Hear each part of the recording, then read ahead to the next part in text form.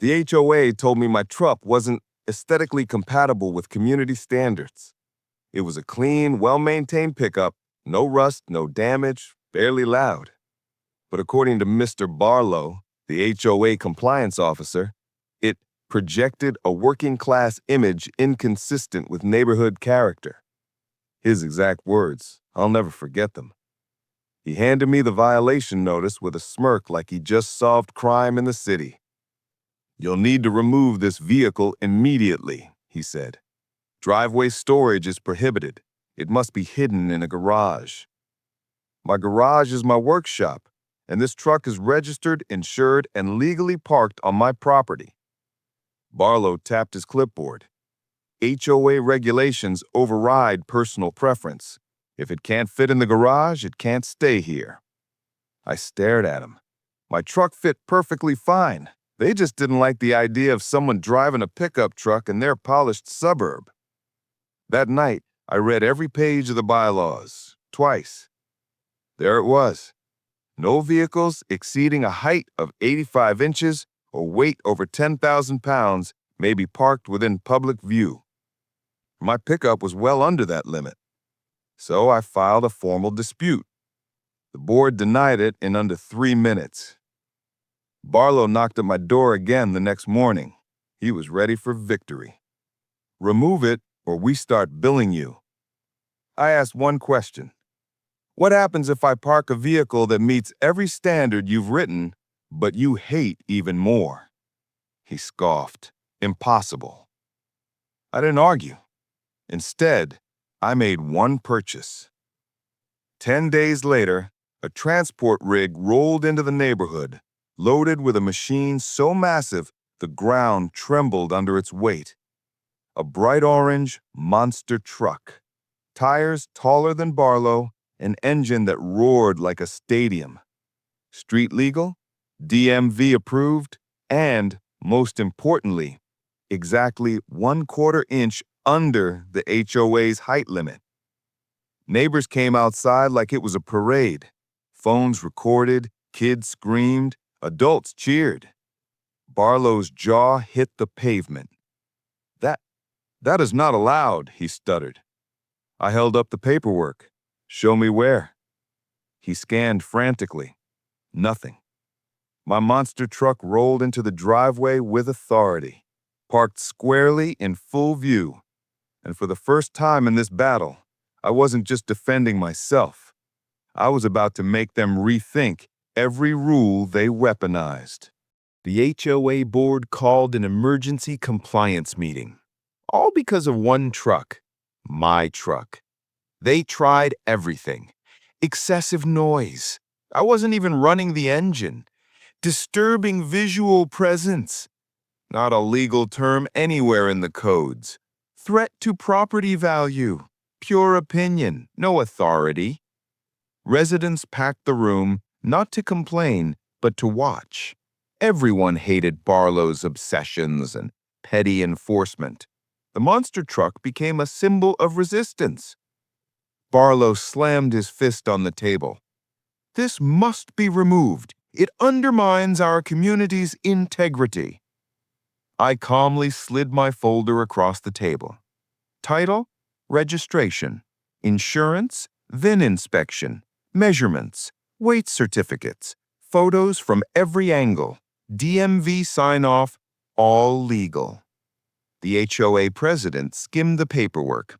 Her face stiffened. "It appears he is within the limits," she admitted reluctantly. Barlow exploded. "Then we change the limits." Someone in the back stood and yelled, "Oh, sure, rewrite rules because you hate trucks? What's next? Banning minivans?" Laughter broke out. Years of pent-up frustration exploded into open rebellion. Barlow tried to regain control. "This sets a dangerous precedent." I replied, "The only dangerous precedent here is an HOA dictating personal taste masquerading as law." The audience applauded. Barlow demanded, "We are fining him anyway." That's when the sheriff walked in. Not summoned by me, by a neighbor tired of the harassment. "Evening," the sheriff said. "Got a call about threats of unlawful enforcement." Barlow panicked. "We have authority here." "You have authority," the sheriff interrupted, "over what your bylaws cover, not over what you invent on the spot."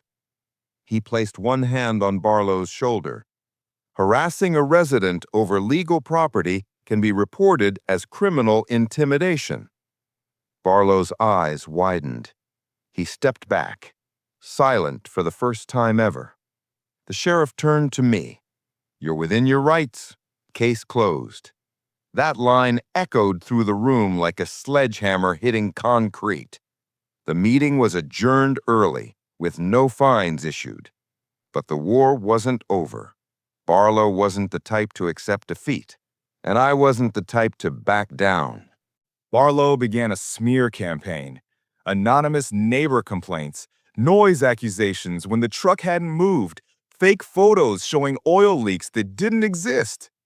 I responded by documenting everything. Dates, times, photos, witness statements. I composed a legal notice citing harassment, retaliation, and abuse of authority, and delivered copies to every board member. The president tried to call me. "We can settle this quietly." "No," I told her. "This stops completely, for everyone. You don't get to bully homeowners." She knew I wasn't bluffing. Meanwhile, the monster truck turned into a neighborhood attraction. Charity rides for kids, veterans taking photos in front, local businesses asking to sponsor events. The narrative shifted.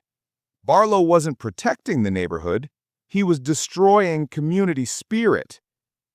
At the next HOA meeting, I presented a petition signed by 73 homeowners.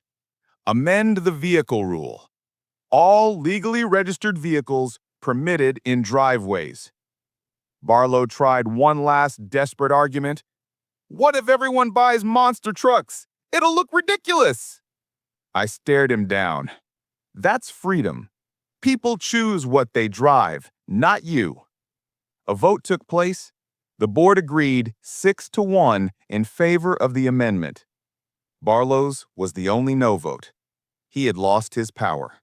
He stormed out of the meeting in a rage, muttering threats that nobody took seriously anymore. Within days, he resigned his position. Neighbors celebrated. A heavy tension lifted from the entire community. The HOA sent me a formal letter. "Thank you for improving our understanding of resident rights." I read it twice. That single sentence proved the fight had been necessary. I didn't win by breaking rules. I won by knowing them better than the people who abused them.